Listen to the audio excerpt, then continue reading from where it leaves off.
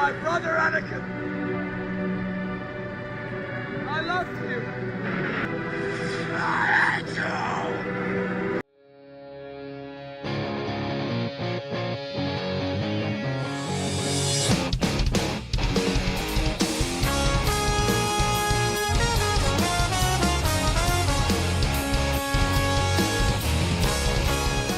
How's it going, everyone? It's your World Champion Walk-ins returning for another arc review in my rewatch of Naruto Shippuden. We stumble across the battle that has been set up since part 1 of Naruto when we first met Sasuke. He's an Avenger who does not like much things, but hates one thing. His goal is to kill a certain someone. That someone is his older brother Itachi, the man who killed his entire clan except Sasuke, leaving the child to cower and cling to his life. This is the reason Sasuke left the Leaf to gain power, and we are finally here to talk about this arc that includes this fight and some of the aftermath, which back in the day of reading this weekly blew my high school mind to smithereens. This arc, unlike the previous one, isn't perfect, so let's check out some things I didn't like in this arc.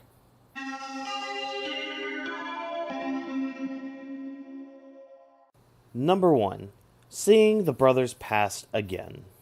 Okay, look, I love Naruto, but the constant flashbacks of things we've seen so many times does get to you, especially during a binge watch.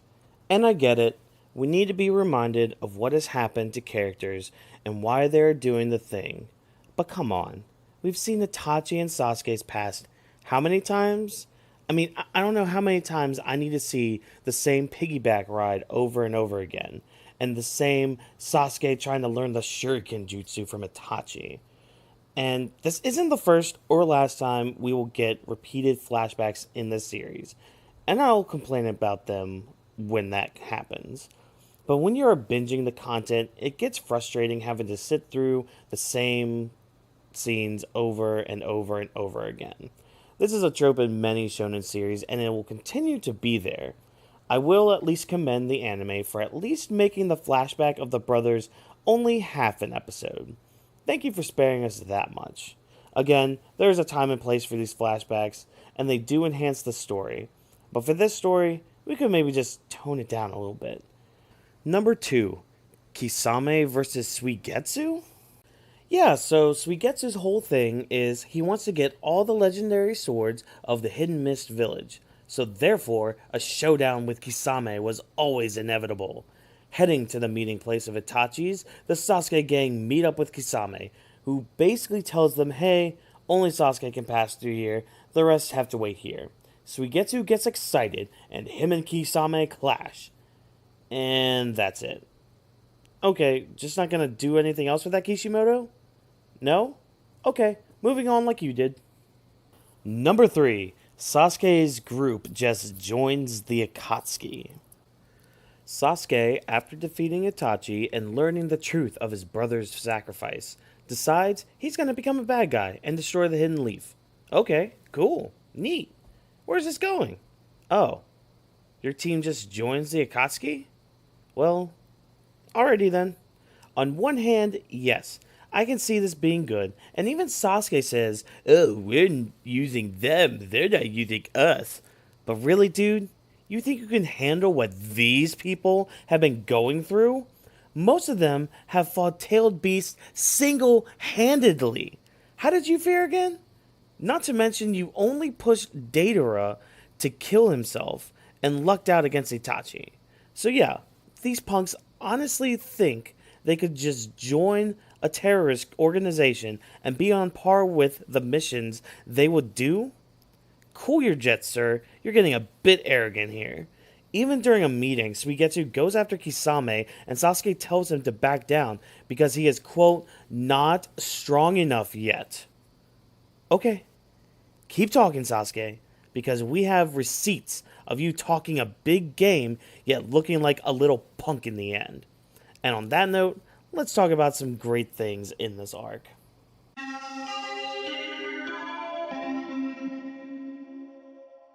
Number 1. Toby playing with the Leaf Village team. You know, the more I think about it, this arc should be hosted by Ashton Kutcher, because people are getting punked throughout most of this arc. One of the most embarrassing is the entire Leaf Village team being schooled by Toby.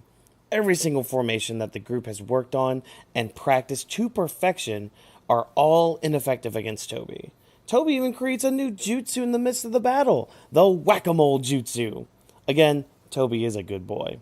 Kiba gets schooled, Shino gets schooled. It's like playing drop quiz in Mario Party. This is also used as the platform for the Leaf to learn of Sasuke, quote-unquote, beating Itachi, as Zetsu comes to let Toby know of the battle's conclusion. Also, the look between Kakashi and Toby, boy, the internet back in the day ate that up as well, with more fuel to the Toby is Obito theorists. Goodbye, Toby. It's been nice. Hope you find your paradise. Taking Sasuke away to talk to him. The Leaf rush to where the battle happened, the Matarasu still burning everything as the group laments their failure. Yay, failure. Number 2. Itachi versus Sasuke. You would think an arc about brothers clashing that the fight would be the top moment of the arc. Well, to be honest, it doesn't compare to another moment that we will get to soon. That doesn't mean this fight isn't good. Oh no, boys and girls. This fight is intense. We have a genjutsu battle between the two, where Sasuke and Itachi basically have their talking and monologuing towards each other. Oh, did I mention Zetsu's here too? Yeah, black and white Zetsu are watching along, playing commentary for the fight, spouting exposition when needed. During the genjutsu battle, we find out a few things.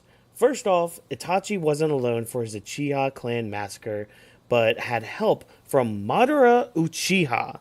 There's that name again. Through that, we also see the true Itachi, because he wants to take Sasuke's eyes. Why, you may ask? Well, apparently the cost of using the Mangekyo Sharingan is the loss of your eyesight. In order to fix that, you just need to go down to your local Uchiha Sharingan market and purchase yourself a new set of eyes. The brothers continue fighting, doing their best beam clash impersonation with fireball jutsus, and the Amaterasu makes its appearance again. Sasuke has some tricks up his sleeve, though, using the curse mark, Orochimaru's gross shed skin substitution, and even launches fireballs into the sky. Sasuke seems to have the battle won after using my favorite jutsu in his arsenal, Kirin. Itachi survives this blast, though, because there is a third eye technique, the Susanoo. Chakra envelops Itachi, and all of a sudden, a giant Yamato no Orochi just explodes out of Sasuke. It's Snake Daddy, here to protect his young. And now he's sealed. Thanks, Susanoo. With both brothers out of chakra, Itachi moves closer to Sasuke, mouths something to him, then pokes him on the forehead, and dies. I love this death scene. It's somber and simple, leaving much to question as to what just happened and what Itachi said to Sasuke. We also see during this fight Itachi coughing up blood and Zetsu not moving like he normally would. We would later find out that Itachi had some illness that he was suffering from, and he kept alive until this very moment in order for Sasuke to be the one to take him down. Wait, I hear you say, Itachi wanted Sasuke to kill him. I thought he wanted his eyes. Well, here's the thing. We need to talk about the past. Number 3. History of the Uchihas. Sprinkled around this arc has been the history of the Uchihas, which we never really got until now. Grab yourself a snack and something to drink, because there's a lot to talk about here, and I'm basically going to be running down the history of the Uchihas, because it is actually quite interesting. So, the first bit is told to Sasuke by Itachi during their little genjutsu battle, when he's questioned on who the other conspirator was that helped Itachi destroy the clan. Itachi states it was Madara Uchiha, a being who shouldn't be alive to this day. Apparently in the olden days, before the ninja villages were together, the world of ninja were basically a bunch of clans. These clans were hired by organizations to go on these assassination type missions. Bodyguards, what have you. Madara was the strongest Uchiha, and after him and his brother both obtained the Mangekyo Sharingan, his brother gave Madara his eyes so he wouldn't lose his eyesight, and could continue bringing the Uchiha to power. Later on in the arc, we get more information on the Uchiha history from Madara himself, as he is trying to tell the truth about Itachi to Sasuke. The Uchiha and the Senju were the two most powerful clans in the ninja world. Madara and Hashirama, who would later become the first Hokage, had many battles until they decided to join together and form the Hidden Leaf. With that, other villages and clans came together and created the 5 great nations and started bringing some sort of peace to the world. Hashirama also distributed the tailed beast to each nation as a bargaining tool to prevent war. You know, because Hashirama could use wood style and controlled the tailed beast, so super powerful beings we are dealing with here. Madara hated all this. He wanted the Uchiha to continue being their own clan, wanted to stay with how the world was before the villages. The rest of the group didn't agree with him, and even though he agreed to the truce and forming the leaf with Hashirama, he still harbored hatred in his heart. A huge fight between him and Hashirama ensued, and Madara disappeared after his failure to overthrow Hashirama. Fast forward to Itachi and his story. Yeah, turns out Itachi was a good guy all along. Another mind-blowing moment. This doesn't sit too well with Sasuke. I mean, do you blame him? Sasuke spent the past, 10 years hating and despising his brother. He left his friends in the Leaf in order to find power to kill his brother, became a rogue ninja, and for what? To kill his brother? Why? Why did all this have to happen? Well, Madara has the answers for Sasuke. Itachi was used as a double agent for the Leaf and the Uchiha. The Uchiha were persecuted more by the village due to the nine-tailed fox attack. But wait, Watkins, you say? I thought the Nine-Tails was summoned by Madara to attack the Leaf. To that, I say, you will find out when you're older, because there's a flashback that goes into the Nine-Tails attack. But Madara assures Sasuke he did not summon the fox. Well, alright then, Masked Man, move on. The Uchiha were all moved to a single spot by the Leaf Elders, so they could continue to keep tabs on them. This obviously led to the formation of a group, led by Sasuke's father no less, that were going to attempt a coup d'etat and take over the Leaf. The village elders and Danzo wanted Itachi to eliminate the clan, where the third Hokage wanted to try to peacefully talk through all of this and find some sort of agreement between all parties. Well, unfortunately, time kind of ran out. Itachi killed all but one Uchiha that night. But of course, he wasn't alone. Somehow, Itachi knew of Madara's existence and went to him for help, knowing Madara had held on to hatred towards the Uchiha for going back on him. Madara helped, and thus Itachi became a rogue ninja, hoping that his brother would one day make the Uchiha name something great again, killing Itachi in the process. This obviously rocks Sasuke, and us as the readers and watchers. This whole time, Itachi really was the perfect big brother. Inconceivable. But one line said by Madara proves that his words and story are true. As Sasuke is freaking out about all this, Madara reminds Sasuke that he is alive. If Itachi truly wanted Sasuke dead, he would be dead. End of story. But Sasuke meant more to Itachi than anything in the world. The village, his friends, his lover, his own life, all below Sasuke. After the story, we cut to Sasuke looking on at the sunset. It's a very beautiful, touching scene. We see here what Itachi had said to Sasuke as his dying words. And I quote, "Sorry, Sasuke. Looks like this is it." Sasuke breaks down in tears and declares that the Hebi will now become the Taka, and that their goal is to destroy the Hidden Leaf Village, as Sasuke reveals his Mangekyo Sharingan. The history of the Uchiha is a sad and dark one indeed, and seeing how this twisted history formed Itachi into a martyr for his own clan is intense. This leads to a huge power-up for Sasuke though, as the one that was closest to him has perished. and we get the hype of Sasuke with the Mangekyo Sharingan. What's next for our young Uchiha? Well, I hope you enjoyed that Sasuke hype, because he is about to be brought down to earth. Number 4. Killer Bee.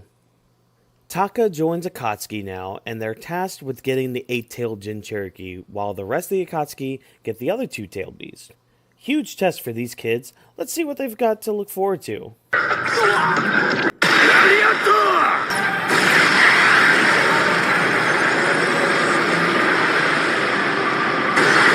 Yes, it's my second favorite character in the whole series, Killer Bee. I love Killer Bee, from his design to his rapper nature to the fact that he is a Jinchuriki host with perfect control of his tailed beast. He absolutely destroys Taka and Sasuke in the process. Hell, Sasuke would be dead 2 times over right now if it wasn't for Karin and Jugo literally using their bodies to heal Sasuke. Killer Bee even uses the 8-sword style to fight. Eat your heart out, Zoro. We also get a quick scene as Sasuke looks at his fellow Team Taka members, broken down and tired, and he's reminded of his old Team 7. Pokes you right in the heart, doesn't it?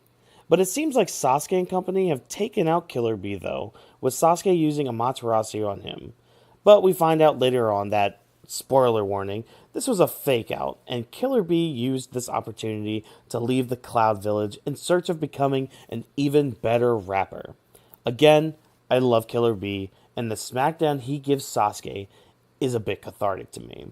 Sasuke again at this point has been relatively lucky in his battles, so this was a true test of his current strength. But nothing can get past Killer Bee, and he quickly takes the team out and escapes, leaving behind a bit of his chakra for the time being. Trust me, there's a lot more to Killer Bee, and I can't wait until we get to it. Overall, this arc gets an A. Some great action overall, not only from Itachi versus Sasuke fight, but also from Killer Bee's introduction into the story.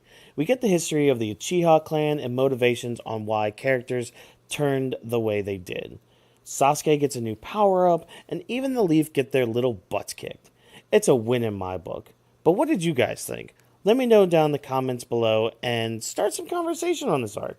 I hope you all enjoyed this video. If you did, great. Let me know by liking the video, and also, don't forget to subscribe to the channel. Next time, we're going to Filler Territory again, looking at the 6-tailed beast and Jinchuriki in an arc I don't remember too well. Thanks for coming, and as always, I've been your world champion, and I'll catch you guys in the next video. See ya!